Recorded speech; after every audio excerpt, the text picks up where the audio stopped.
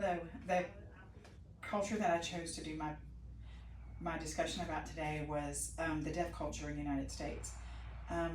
Basics about this culture: there's about 3.6 million people in United, or 3.6% of the population is considered deaf or hard of hearing.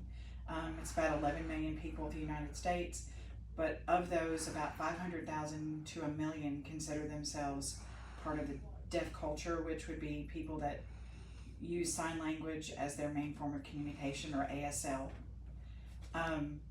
which is American Sign Language.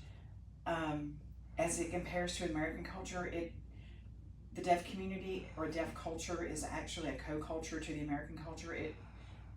Their values and belief systems are the same as ours. They just function differently. American culture is more individualistic, and they can be to a degree, but at the same time, the deaf culture is collectivist in the fact that it emphasizes community, because no one understands what it's like to be deaf unless you're deaf. So in their communication, unless you know ASL, you really can't communicate with somebody in the deaf culture. Now, interpreters have bridged that gap, but not completely.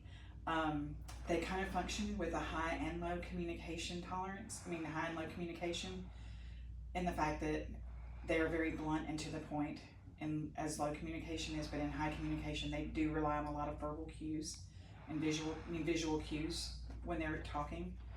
It's the difference in how some of these words are, is a lot of ASL words have one word with one sign for multiple meanings. So you might be running to the store, or your nose might be running, but it's all the same sign.